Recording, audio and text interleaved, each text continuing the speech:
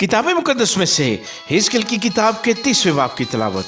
और खुदावंद का कलाम मुझ पर नाज़िल हुआ कि ऐ आदमजाद नबूवत कर और कह, खुदावंद खुदा यूं फरमाता है कि चिल्ला कर कहो, अफसोस उस रोज पर, इसलिए कि वो रोज करीब है। हाँ, खुदावंद का रोज यानी बादलों का रोज करीब है। वो कौमों की सजा का वक्त होगा, क्योंकि तलवार मिस्र पर आएगी। और जब लोग मिस्र में कत्ल होंगे और असीरी में जाएंगे और उसकी बुनियादें बर्बाद की जाएंगी, तो अहले कूश सख्त दर्द में मुब्तला होंगे। कूश और फूत और लूद और तमाम मिले जुले लोग और कूब और उस सरजमीन के रहने वाले जिन्होंने मुआहदा किया है, उनके साथ तलवार से कत्ल होंगे। खुदावंद यूं फरमाता है कि मिस्र के मददगार गिर जाएंगे और उसके जोर का घुमंड जाता रहेगा। मिजदाल से इस्वान तक वो उसमें तलवार से कत्ल होंगे। खुदावंद खुदा फरमाता है, और वो वीरान मुल्कों के साथ वीरान होंगे और उसके शहर उजड़े शहरों के साथ उजाड़ रहेंगे। और जब मैं मिस्र में आग भड़काऊंगा और उसके सब मददगार हलाक किए जाएंगे, तो वो मालूम करेंगे कि खुदावंद मैं हूँ। उस रोज बहुत से एलची जहाजों पर सवार होकर मेरी तरफ से रवाना होंगे कि गाफिल कुशियों को डराएं, और वो सख्त दर्द में मुब्तला होंगे जैसे मिस्र की सजा के वक्त, क्योंकि देख वो रोज आता है। खुदावंद खुदा यूं फरमाता है कि मैं मिस्र के अंबोह को शाह बाबल नबूकदनेस्सर के हाथ से नेस्तो नाबूद कर दूंगा। वो और उसके साथ उसके लोग जो कौमों में हैबतनाक हैं, मुल्क उजाड़ने को भेजे जाएंगे, और वो मिस्र पर तलवार खींचेंगे और मुल्क को मकतूलों से भर देंगे।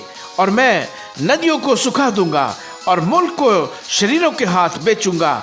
और मैं उस सरजमीन को और उसकी तमाम मामूरी को अजनबियों के हाथ से वीरान करूंगा। मैं खुदावंद ने फरमाया है। खुदावंद खुदा यूं फरमाता है कि मैं बुतों को भी नेस्तो नाबूद करूंगा और नुफ में से मूर्तों को मिटा डालूंगा।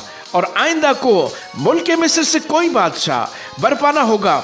और मैं मुल्क मिस्र में दहशत डाल दूंगा और फतरूस को वीरान करूंगा और ज़ोन में आग भड़काऊंगा और नौ पर फतवा दूंगा। और मैं सीन पर जो मिस्र का कला है अपना कहर नाजिल करूंगा और नौ के अंबोह को काट डालूंगा। और मैं मिस्र में आग लगा दूंगा। सीन को सख्त दर्द होगा और नौ में रखने हो जाएंगे और नूफ पर हर रोज मुसीबत होगी। ऊन और फीबस के जवान तलवार से कत्ल होंगे और ये दोनों बस्तियां असीरी में जाएंगी। और तहफ़्फ़ुनहीस में भी दिन अंधेरा होगा, जिस वक्त मैं वहां मिस्र के जुओं को तोड़ूंगा और उसकी कुवत की शौकत मिट जाएगी और उस पर घटा छा जाएगी और उसकी बेटियां असीर होकर जाएंगी। इसी तरह से मिस्र को सजा दूंगा और वो जानेंगे कि खुदावंद मैं हूँ।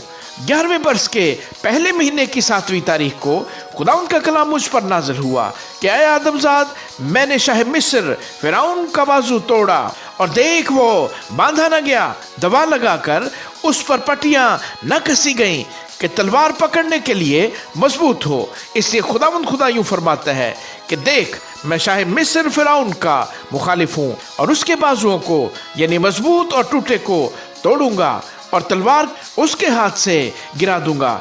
और मिस्रियों को कौमों में परगंदा और ममालिक में तितर बितर करूंगा।